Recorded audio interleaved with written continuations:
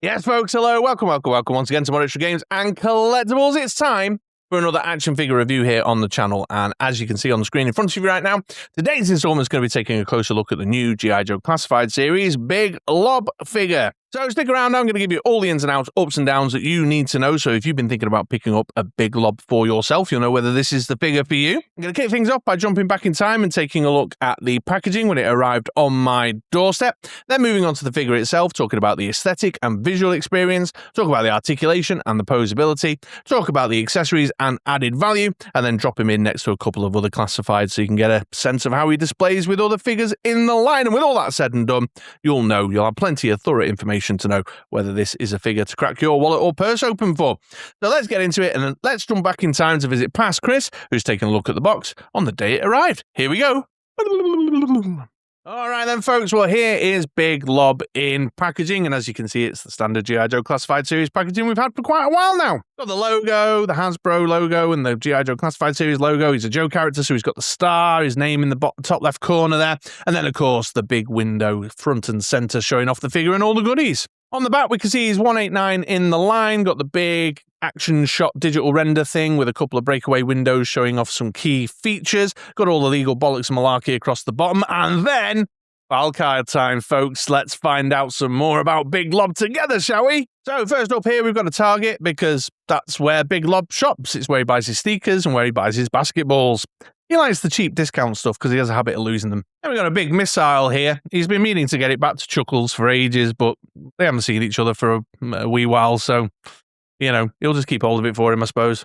Then we got some bubble wrap here. This is like some special, sneaker bubble wrap for storing your sneaker collection in, because he's got some high-value shoes in the old collection in the wardrobe there. And then finally some, like a little running dude, because, he's an athlete, innit? On the left-hand side of the packaging there, we've got the artwork as per usual. It's fine. It's fine. I really feel like the artwork on the packaging's gone downhill as far as this kind of spine artwork goes, but this one's okay-ish. And then all the usual repeat crap on the side, including the QR code to nowhere. I haven't scanned in ages, so it could go somewhere for all I know. So there we go, folks. There's Big Lob in packaging for the folks who are mint in box or are interested to know what the display presence is in the shop. But I'm not mint in box. I'm going to crack this bad boy open and get good and hands-on, get some man-child playtime in. Jot down a few review thoughts while I'm doing it, display him up, pose him up, take some photos, all that good stuff. And Future Chris will be back with you in just a few seconds to share those review thoughts. So stick around. It's going to be 3, 2, 1. All right then, folks, well, here is Big Lob then, fresh out the packaging. We're going to move on and talk about his aesthetic and visual experience to begin with. So taking this full head-to-toe view, soak it in, absorb the figure, to get a feel for what we're talking about here.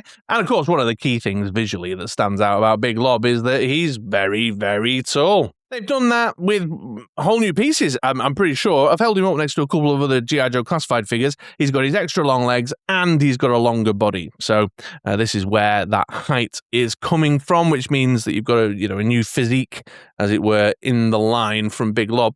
Let me know in the comments down below. Are there other super tall characters in G.I. Joe from back in the day that they could make use of this book with? I'm trying to think of one now while I'm on a hot mic and it's not coming to me. So let me know in the comments down below. But yeah, super tall, definitely giving off that basketball player height vibe for sure. Clearly the design is heavily inspired by the core Big Lob look. There is no vintage figure of Big Lob to draw inspiration from, but this has definitely got vibes. A lot of character coming through from, was it a Collector's Club edition or a 25th anniversary edition? I can't remember. I wasn't paying so close attention at that time. And you can see the indicators of that. So the hairstyle is much more contemporary and shorter in design rather than the larger fro that he has in the movie, for example.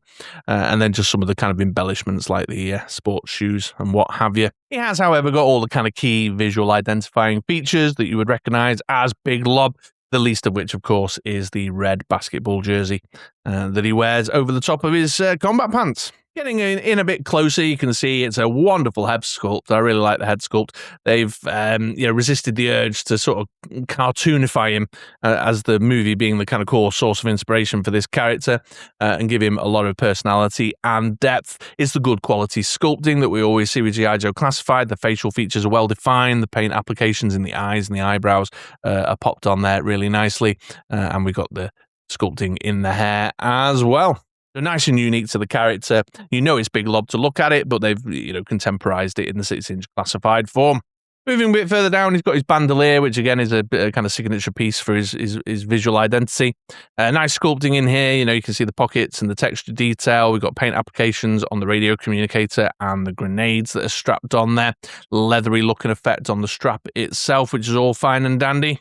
And then I've just popped the bandolier off so we can see underneath there we've got his number 14, little basketball symbol, got the G.I. Joe logo on the left breast there, and then the blue and white trimming around the edges of his basketball jersey with some nice texture detail with the way it sort of drapes and falls across the top of him, some kind of fabric-y bunching up.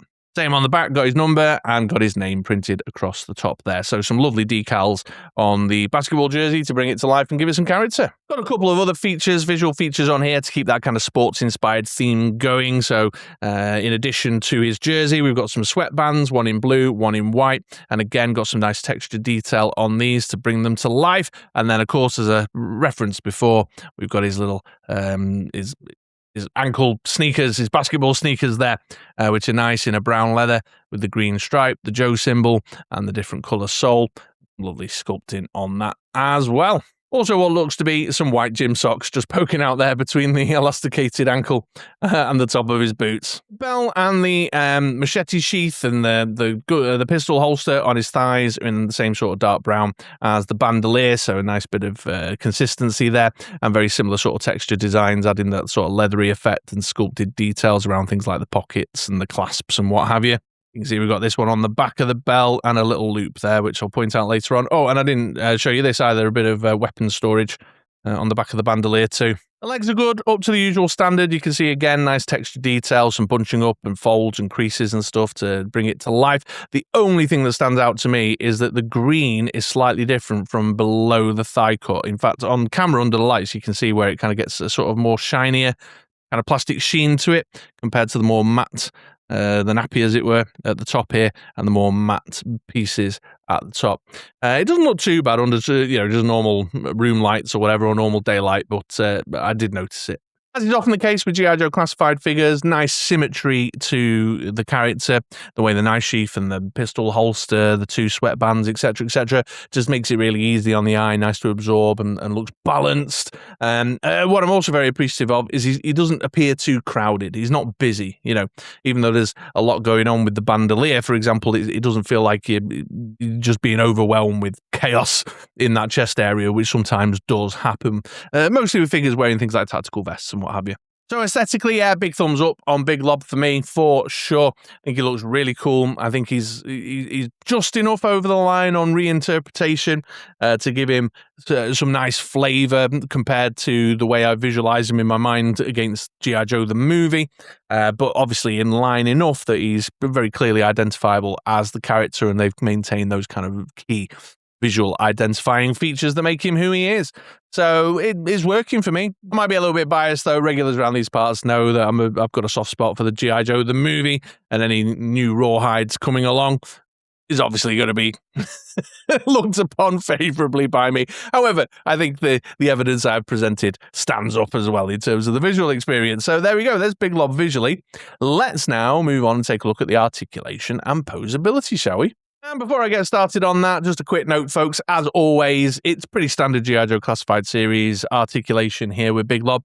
So if you're already familiar with it, don't need to see the rundown, then avail yourself of the timestamps. I put chapters in. You can jump ahead to the accessories and added value section of the video. However, if this is the first G.I. Joe Classified series video you have ever seen, or you're interested to know whether Big Lob's extra lanky body brings any quirks with it, then stick around and I'll take you through it, starting with the head. So we've got a ball in the base of the skull, ball in the base of the neck, so you can get him down forward about that much, you can get him back about that much, full swivel on the ball joint at the top there, and then, loads of movement in there.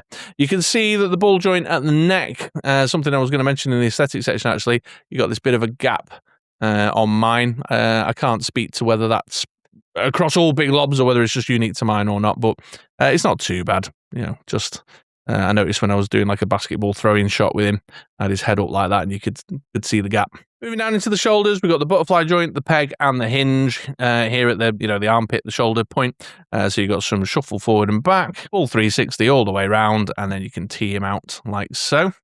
Got the swivel at the top of the bicep and tricep, a pinless double elbow that'll get you up to there, and then the pegged in hands that can move at the wrist point, and then both hands have got the forward and back hinge like so.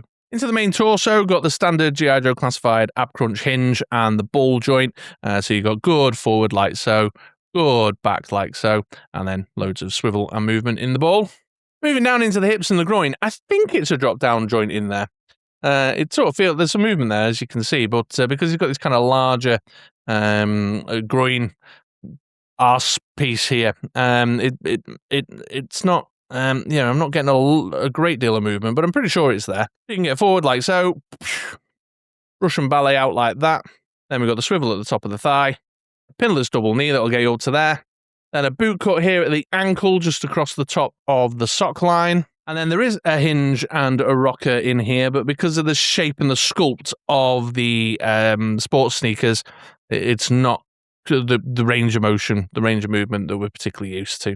So Big Lob's a decent little mover, thumbs up. Regulars around these parts know that I'm a fan of the G.I. Joe Classified series articulation scheme, and pretty much all the poses that my imagination was coming up with for him I was able to do when I was having a bit of man-child playtime the other day. And he's been hanging around as a desk figure, and I've been pissing about, and pretty much found myself being able to do most of what I wanted to. The only thing I'll call out is that the hinge and rocker, more importantly, on the ankles being a bit restricted by that ankle height boot on his sneakers on his trainers there is a bit. It makes it a little bit awkward sometimes when you're trying to, those times when you just sort of need to angle the ankle in a little bit just to get a better kind of base for freestanding. But it's not massively egregious. But like here, for example, I've got his foot slightly off the floor because I haven't been able to quite get it angled in. But that's about the only thing I would call out that I noticed from getting hands on with him. So all good on that front. So there we are. Okay, there's the articulation and the posability. Let's now take a look at his accessories and added value, shall we? And first items on the list here in terms of the accessories and added value is the couple of hand swaps. You can see we've got a hand swap on the right hand here that's him holding a basketball, and then we've got a hand swap on the left hand, which is like an open palm, balancy hand type thing, which is fine, which is good. I suppose your mileage will vary as to whether this is the type of flavour you want in your G.I. Joe Classified line or not. I'm kind of into it. I like some of the weirder and more random stuff that they chuck into World Build Around. I think it opens up a wider range of possibilities and a funnier and funner selection of things like photos that you can take and stuff, but it may not appeal to other folks. That would be also fine. I can understand why. The sculpt on the basketball's fine. The paint applications on the lines through it, though, are a little bit squiffy, a little bit wibbly wobbly, but that's okay. But, you can get him, in a dribbling shot or whatever, balancing himself out with his hands, all good. The rest of the accessory selection is all about his weapons loadout, starting with his long gun, his kind of rifle here. I'm pretty confident we've not seen this one in the line before. So it's got a bit of character, a bit of flavour, something that stands out as unique to Big Lob. Single piece of moulded plastic with the sculpted details in, and lots of nice little sculpted details in here to bring it to life. Removable magazine, the usual routine on that. That's all fine. The back of it is a little bit wibbly wobbly, not the worst out of the wave on the gummy weapons, but certainly there. One thing I will point out is that the trigger is quite far forward against the handle here, so you really have to stretch his finger out to get him to hold the weapon. Bit of an uncomfortable fit there, and his hand looks all kind of stretched out. But otherwise, all fine and dandy. Oh, and the other thing is that this little kind of laser sight piece here at the bottom means you can't completely get his hand around this front grip handle. But nonetheless, good looking gun. Nice to see something a little bit different in the line. Then we got some small arms, a little pistol, and a big old kind of machete dagger thing. The pistol, I think we've probably seen before, but it's the usual routine single molded piece of plastic in a pistol shape. Little tiny little pistol there. Got the the port at the front for putting in firing effects. All fine. And then he's got the holster on his thigh for that. Just here, like so. And then the big machete dagger thing, which is nice to see. The paint applications, I like it with a bit of metallic paint on the blade, and then some sculpted details in on the hilt there. And he's got the sheath on the other thigh, just like so. Then we got a couple of accessories, kind of leaning into Big Lob's sort of grenade throwing specialism, if you will. I'll start with the main grenade. This is obviously a nod to that scene in G.I. Joe the movie where he gets the, he shoots, he scores, gets the grenade in the robot thing on the bloody hell, Chris, get your words out. The assault course. That's what I was trying to say. And it looks like a grenade. It's sculpted like a grenade with the pin and the and that little clip bit that comes off, which is all fine. Let me just hold it up a bit better there so you can see it. Single piece of molded plastic. And then that loop I showed you on the back of his belt earlier. I suspect that's for hooking this grenade into there, like so. And then we have this little kind of handheld grenade launcher thing, which is interesting, a little bit different, rather than the sort of big chunky ones, the drum-fed grenade launchers we've seen in the line before, which I think the Big Lob release that we got on the Collectors Club did have the bigger drum-fed grenade launcher, but this is like a little handheld thing here. Kind of got a sort of flare gun vibe, but for loading grenades in and pelting grenades across to the Cobra side of the battle. So that's fine, yeah. Single piece of molded plastic. Got the big old barrel on there for the grenades. Interesting shape and design. Nice bit of flavour. And then the weapon storage on the back of the bandolier is where you put this. There's a little cutaway section for the trigger, and it goes in that way around there. This is all shady, and you can't see past my hands. There you go, like so.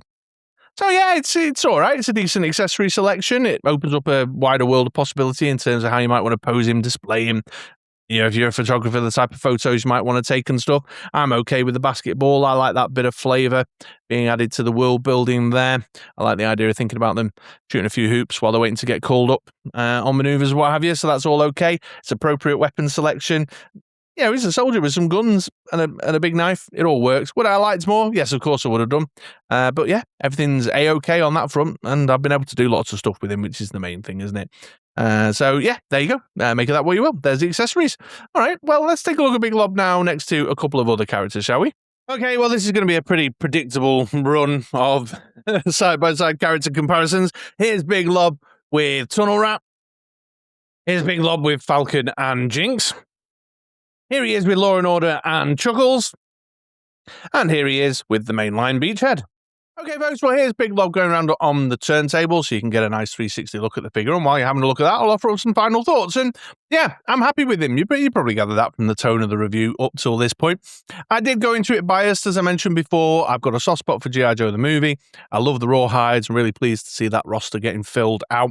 And so I was going in with a positive vibe from him altogether. But that said, is he the same as the interpretation from the movie? No. Is that a problem? No. I've had a lot of fun with him. He's got, he's got the character and personality of Big Lob, but he's been modernized. He's more contemporary, and that suits me down to the ground. My only criticism is just to reiterate that whole ankle thing, the hinge and rocker on the ankle around articulating the feet is a bit tricky with the design of the basketball shoes there, which means there's some poses I tried to get him into I really had to finesse and fiddle around with. But I will readily admit, as I've said before, that patience and my massive sausage fingers with that sort of combination is not always a good thing, and your mileage will probably vary. You'll probably get to grips with it a lot better than I did. So overall, yeah, I think I'm going to give him a thumbs up. I've had him hanging around as a desk figure for a few days now, constantly playing with him, finding interesting little poses. All good for me. So there we go. Okay then, folks. Well, thanks for watching. Hope you enjoyed that. If you did find it useful, do all the YouTubey stuff. And all that remains to say is have yourself a great day. Have yourselves a great week. And come back around for another video sometime soon. All right? Take it easy. Oh, damn it. Finished with his back to the camera again. How pro am I?